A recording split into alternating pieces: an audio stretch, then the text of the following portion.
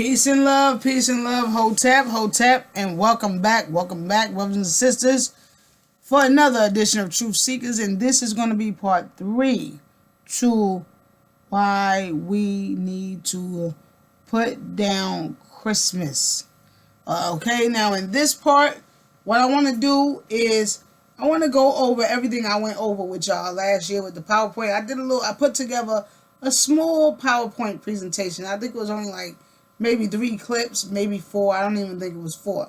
But I put together a small PowerPoint last year, and I did a little video for you guys.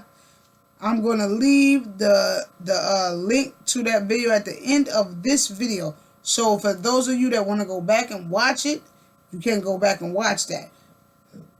So, excuse me. Right now what I'm going to do is I'm going to come over here. Let's see. Cut this off. And I got my PowerPoint open. But check this out. And I love this, man. I love this photograph. I love this right here. Bob Marley, man. The legend. The king. King of kings. Okay? King amongst our people. As far as his message and his music was concerned. Okay? May your energy travel safely through the universe, my brother. Alright, now, emancipate yourselves from mental slavery. None but ourselves can free our minds. Do you understand what that really and truly means, brothers and sisters? Emancipate yourselves from mental slavery, which is basically what this is all about. You have adopted the customs and the traditions and the ideologies of your oppressor. Okay? And that's just the bottom line. It don't matter how you want to flip it. I know many of you like to believe that you can change the etymology of things. You can change the origin. Like with us and our colloquialism. We took nigger and we changed nigger to nigga. So now we think that we have taken back the power. We have done something. You understand what I'm saying? But the reality of it is that you've done nothing by doing that. Okay? Because why would you take a word that was created to demonize you, to belittle you, to put you down, keep you down? Why would you even want to have anything to do with that word? Okay, there I know one time in that video, the last part 2, I may have said nigga. Okay, but that was, only in a joking way. Okay, that really is not a word. I'm not even gonna lie and say that's a word that I don't use. Okay, but unfortunately, this is the way we address ourselves. And this, if we're not calling ourselves nigga or bitch, can't stand that one. But if we're not calling ourselves or addressing ourselves in these type of ways, we oftentimes are looked at as if we're not truly a brother or a sister. You ain't truly down. You ain't with it, or whatever. You understand what I'm saying? Because you don't use the same, you don't speak and use the same terminologies. Now listen, black people, we have our own colloquialism. See, and I do know and stand strongly on this, is that is one of the things that they hate most about us. Is that even though we are so torn apart, we are still so much and very much close and a close-knit people. And that is where we get our strength from and our closeness to God, that universal God, okay?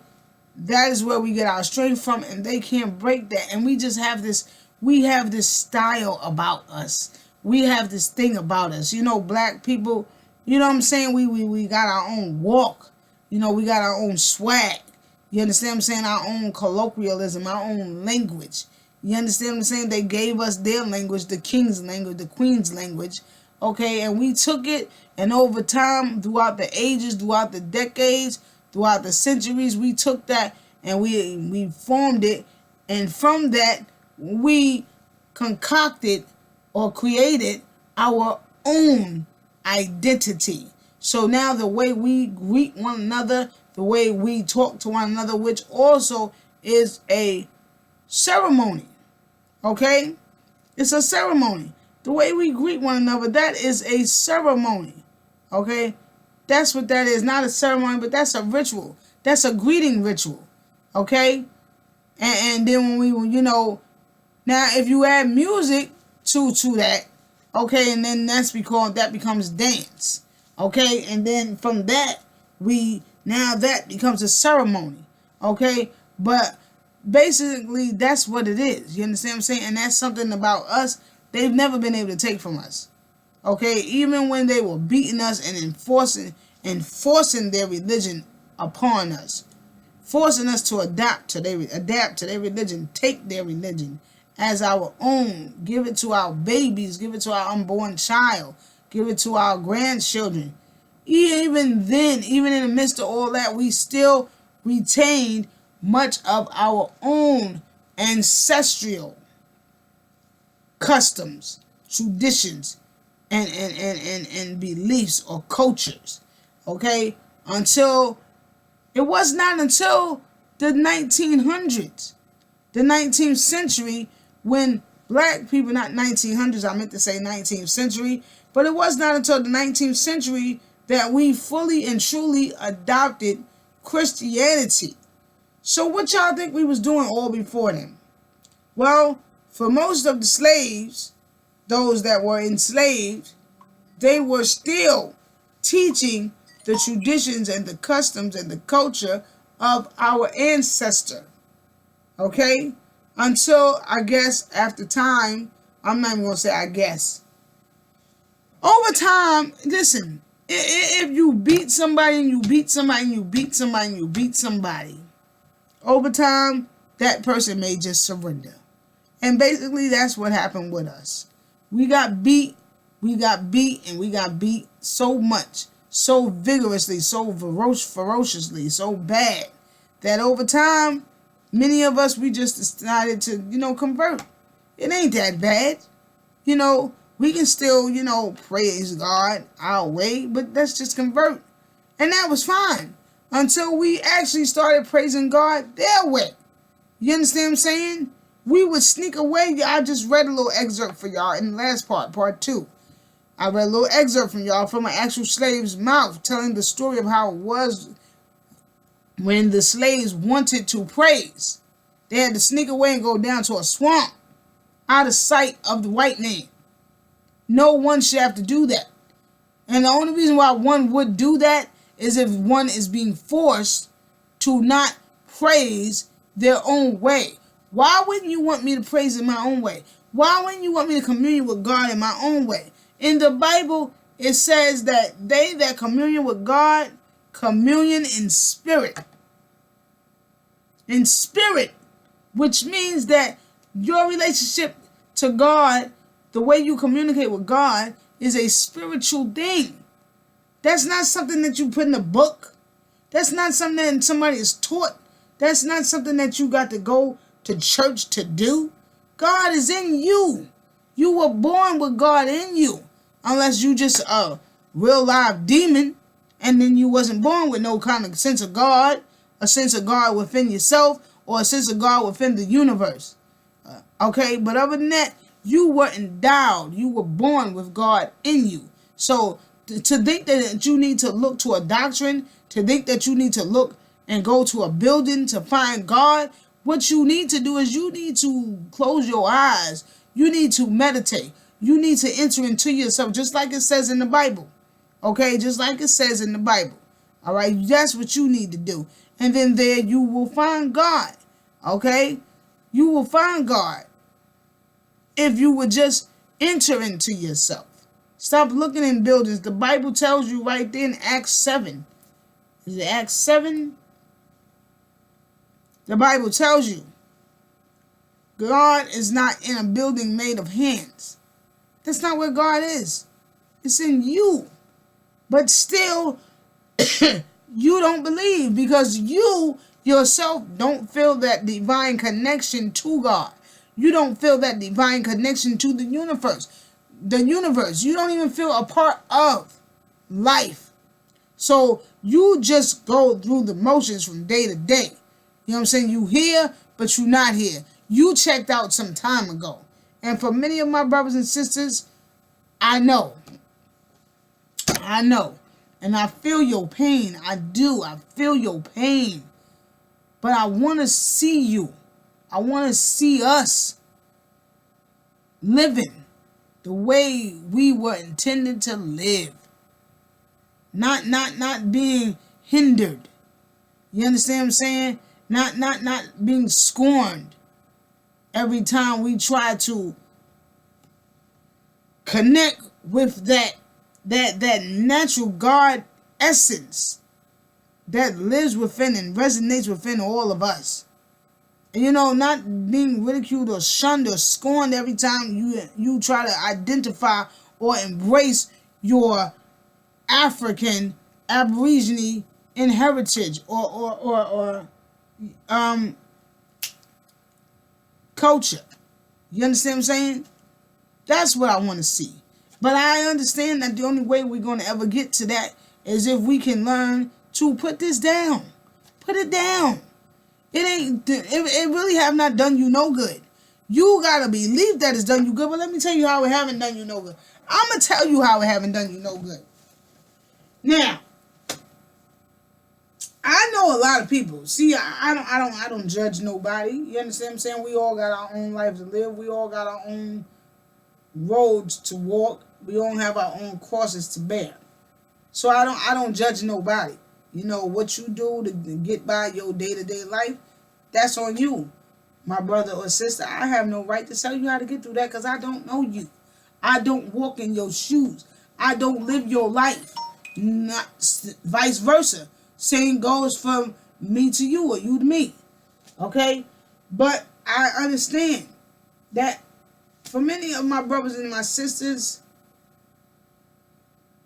you just feel like you was born into a world of poverty, a life of poverty.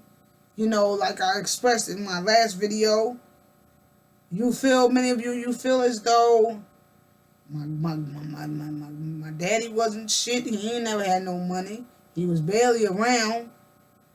My mama, she ain't never really had no money. You know, my granddaddy, he ain't never really had no money.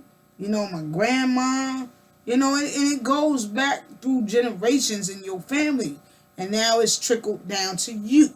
And now you feel as though, well, shit, I don't have nothing either. I'm just some poor nigga. How dare me think that I could actually achieve more than what all the people in my family achieved. All my siblings, they're alcoholics or they're drug addicts. Shit, maybe even your parents.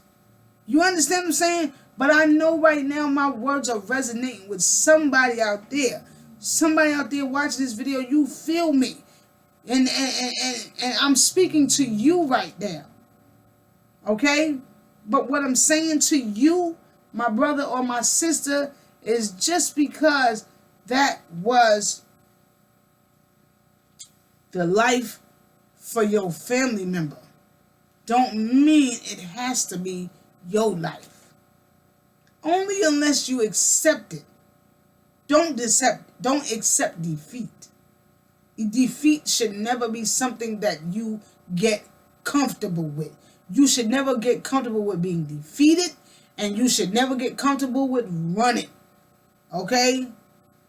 This life is hard. I know it is. It's not supposed to be. We're all supposed to just be able to live and let live. Be. You understand? But unfortunately, there's these powers that be that have deemed themselves to be in control of everything and everyone. So therefore, we can't live like that. Okay? Maybe somewhere else outside of this structure, we could. But we first have to break away from all of those devices, all of those institutions, okay? Not just the physical institutions, but the mental institutions, because when I say institutions, I'm speaking of the schools. I'm speaking of the churches. I'm speaking of any of these government institutions. Because from the time you're born and from the time we leave home and we're put into one of these institutions, church, school, whatever, we begin being indoctrinated. And we begin being brainwashed. Brainwashed. And the dumbing down begins. And then we begin to see everything around us the way they want you to see it. Remember what I told you. This nation is a figment of their imagination. So when we all get together and we all come together and form that one super brain, put your ideas with my ideas with your ideas, we need a house. Too many brothers and sisters over here of ours are homeless. They need somewhere to live. What do? How do we get these brothers and sisters off the street? Well, look, you cool with everybody in your hood? The same way you can go to those brothers and sisters that you cool with and ask for $1 for a blunt wrap or a drink from the liquor store or whatever. Go to them. Go to them and say, yo, man, that building on the corner over there been abandoned like for 15, 20 since I was a little kid. We trying to buy that building so we can get our brothers and sisters off the street. Or so we can convert it into a community center so our kids will have somewhere to go. So let me get $1. Put $1 in the pot. Or 5 or 10, whatever you can spare. And then we begin. But see now, the problem with that is that means that we have to leave somebody in charge. Someone would have to be trusted. We would have to now trust. See, here comes the trust factor. Who are we going to trust? Because there always seems to be an issue when it comes to that trust factor.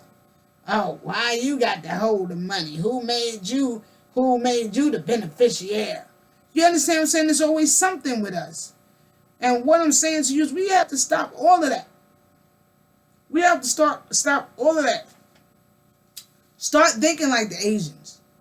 Start thinking like the Indians, the Hindus. Start thinking like even the West Indians, even though, shit, y'all brothers and sisters, y'all black too. But it seems like the West Indians and the African Americans, the West Indian African Americans or the West Indian Africans are closer than we are here in America. Because even though we know this shit is fucked up, we keep letting them infiltrate our perception on everything, as if we don't know how to think for ourselves. But just like Brother Bob Marley said, emancipate yourselves from mental slavery. None but ourselves can free our minds. None but us. And it has to begin with you. So, let me move on, okay? And let me read this to y'all. All right, in the last part, I left y'all off and I said, let me show you something, right? Something like that. So let's go.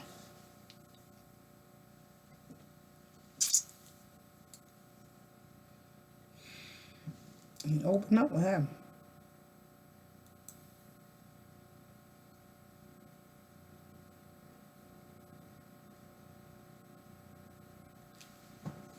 Come on, Poindexter, stop acting crazy. All right, so here we go. Now, this is the one that I did last year. All right, like I said, I'm going to leave the little link right at the end of this video. So you can go ahead and click that if you want to go ahead and check this one out.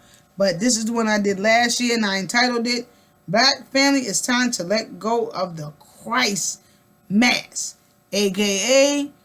Christmas. Now, open it up. Yeah, I ain't keep paying these people, man. These people want all your money. All your money, honey. You know how much that shit add up to every time I turn around every 6 months I got to pay for this subscription? That add up? I can't do that. Sister ain't got it like that. Times is hard. Hard. And if we don't get this shit together, it's going to get harder. Okay? So that's why I'm trying to stay focused. And I'm trying to do what I got to do. And, you know, run my little businesses and take care of my home and my family and take care of me. You feel me? So let's go. The nativity scene is geographically incorrect. Y'all see that? Let me prove it to you like I said I was. The origin of Christmas. Before one gets carried away with Christmas worship, there are a few things you should know. Let's take an honest and objective look at the origins of this holiday. Listen up, and all you disclaimers and naysayers, those of you that love to argue because you is in love with that man. I swear I think some of y'all are obsessed with that man. You know the man I'm talking about. Yeah, y'all, oh my God, please, please, please, please, please, please, in my hood language, let me just say this. Get off his nutsack. That's hood talk, okay? But, you know, I got to say it in every kind, I got to use every kind of terminology it takes or is needed to get you to see the severity of you breaking free from this shit, from this bondage, this mental arrest you are under. All right, so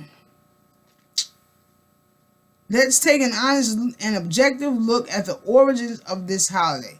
We read in Wimmer Keller's book, The Bible as History, the following admission. December 25th is referred to in documents as Christmas Day in AD 324 for the first time. You hear that? Christmas. The first time Christmas was declared was in 324. How's that possible? Because we was already here. Black people, we was around way before 324. We've been around for a long time. The Sphinx older than that. Okay? The Sphinx older than that. The Step Pyramids older than that. So, how you mean to tell me that Christmas? So you trying to tell me Christmas is new.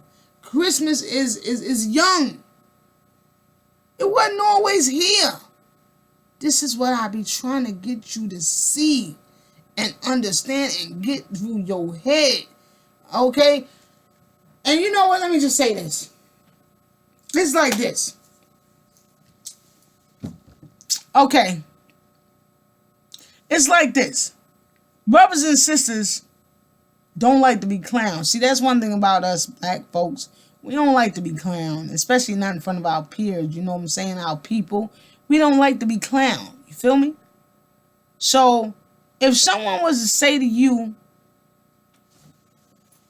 you jocking my style, I already did that. Or let's say you say something.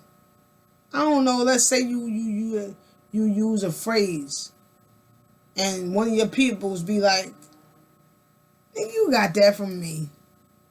Yeah, you stole that from me. That's my style. That's my shit. I say that." You might get mad and be like, "What? I ain't get that from you. I've been saying that from before I even knew you. I've been wearing this from before I even seen you wear it." But you don't get mad about this. You don't get mad about the fact that a religion that just came on the scene some 2,000 years ago, you know what I'm saying, has been forced upon you and got you and every other person that look like you or is of your ethnicity, race, or whatever, believe in it. when this shit was, or when this wasn't even, this ain't the first. It ain't the first. You understand what I'm saying? You follow what I'm saying, people? I hope I gave that a good scenario. Okay? But yeah, that's like, you know what I'm saying? If I come through and let's say, I don't know, let's say I come through and or you come to my house. Or boom, here we go, Kool-Aid. When they came out with the red Kool-Aid and the lemonade mixed in one pack, red lemonade in one pack, what's the first thing black people said? Oh man, we've been doing that. We've been doing that. When McDonald's came out with the McGriddle, pancakes, sausage, and syrup, what's the first thing black people said? Oh man, we've been doing that, man. We've been doing that. Well, what I'm trying to say to you right now is that we been worshiping, but it wasn't no Jesus Christ. So let's get back. Do we start from the beginning? December 25th, is referred to in documents. Documents. It's referred to in documents. So that means this shit is documented to be historical facts. Look it up. It is referred to in documents as Christmas Day in AD 324 for the first time under the Roman Emperor Justinian, AD 525 to 565. That was the time he reigned. It was recognized as an official holiday. An old Roman festival played a major part in the choice of this particular day. December 25th in ancient Rome was the Dies Natalis Invictus. See, this is what I said in my first part that I did, my first video I did last year. Y'all might as well call yourself some damn Romans. What the fuck this shit say? Dude, how many of you out there know what this shit say? How many of you out there know what it means? Dies Natalis Invictus. What that mean? You don't speak that language. But these are the people that gave you this holiday, and you out here running around going crazy to my, oh, it's Christmas time, oh, it's Christmas time, Christmas time, Christmas time, Christmas time. Oh, Lord, I got to get Christmas for my babies. Oh, man, it's Christmas. I got to turn up. It's Christmas. We got the party. It's Christmas time. It's Christmas time. Okay, so December 25th in ancient Rome was the Dies Natalis Invictus, the birthday of the unconquered, the day of the winter solstice. You see it there? Y'all see it? Y'all see it? Oh shit! Wait a minute. Go back. Oh, how you go back? The day where I'm at right now. The day of the winter solstice, and at the same time in Rome, the last day of the Saturnalia, which had long since degenerated into a week of unbridled carnival. Page 3. Well, I don't have no page. This is just a snippet I took. I found this in one of my books. Okay, so I ain't gonna go to the book. So, but this is what it is. This is the origin of your holiday. It has Roman origins. Roman, European.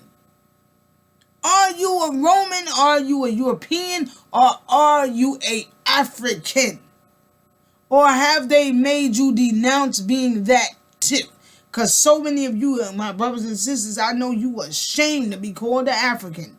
Because they done made you believe that Africa ain't nothing but a place full of jungle, bunny, tree swinging niggas. Yeah, I said it. I said it. I'm using they terminology. Okay? Because I need to get you to see this. And know it. And believe it. Believe it. You are worshiping the day of someone that did not exist. They didn't rise, they didn't die and rise again for you or nobody. Okay? All of this shit is fictitious. All of this shit is pseudo. Alright?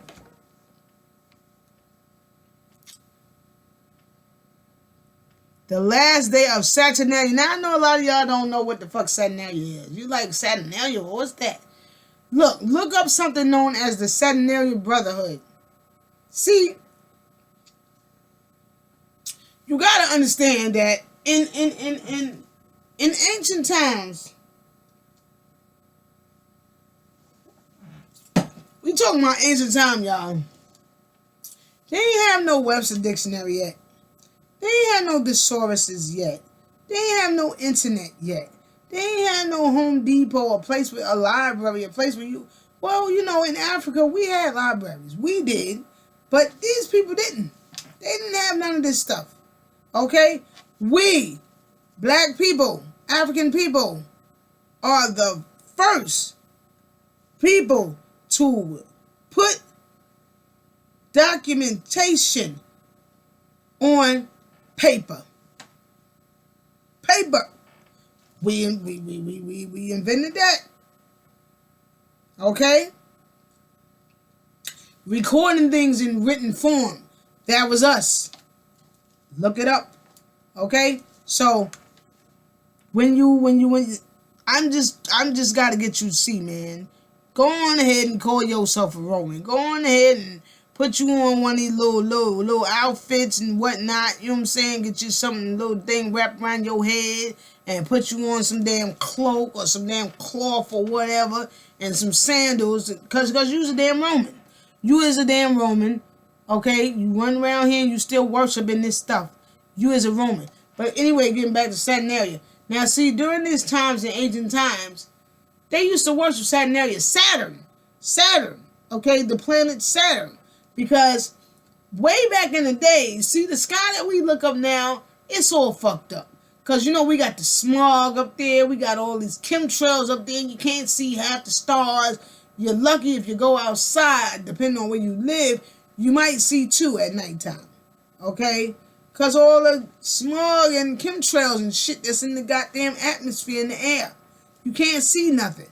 But going back to times of antiquity, ancient times, when one would look up in the sky, it was almost as if Saturn was right there. The same way when you look up in the sky now and you see that moon or that sun at in daytime, and you be like, damn, it really looked like it's right there. It almost looked like you could just, you know, get on a plane or whatever and just go right there and be right there by it.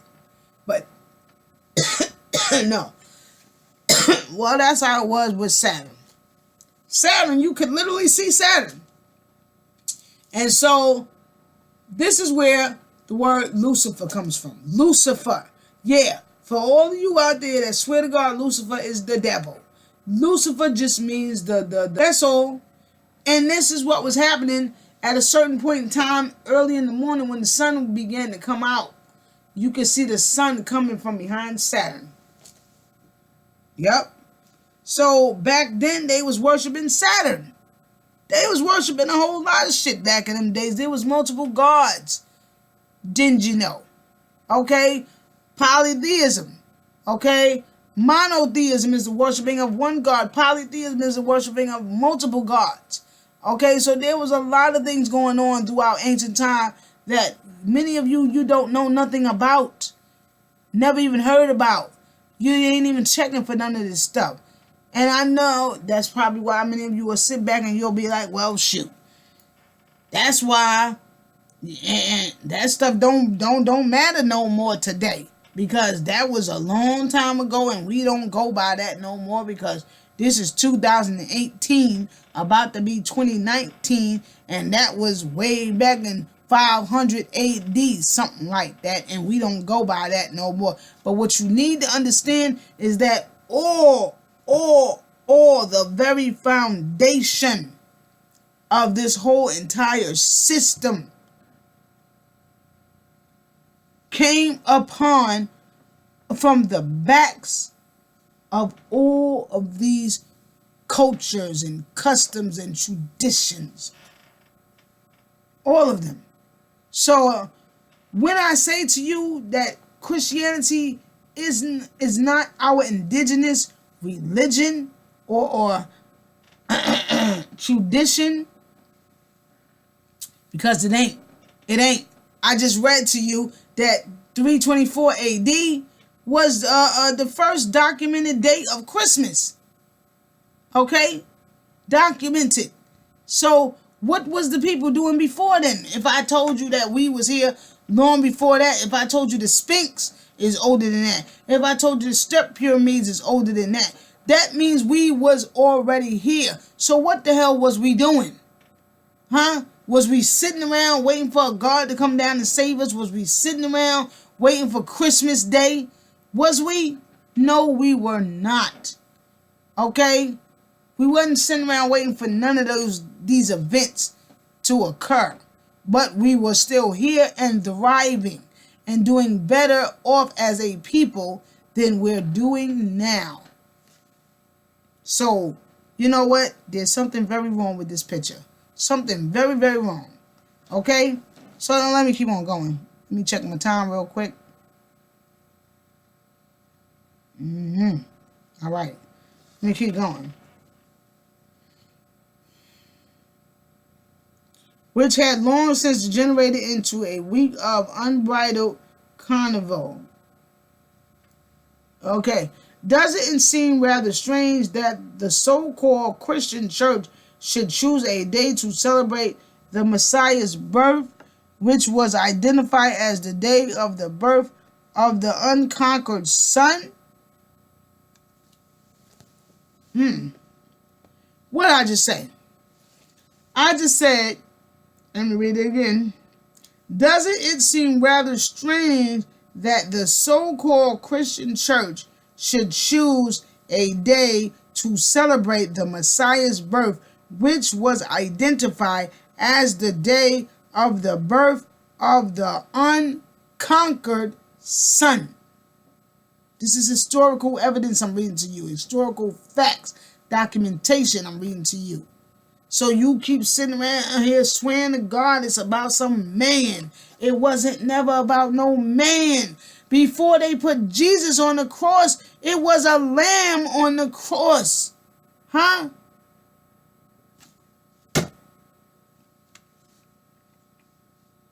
Yeah, that's documented too. What is that? That's wait a minute. You know what? Let's see something right here. Let me see something right here. Let's see something right here. Okay, you know what? Let me pause this for 1 second.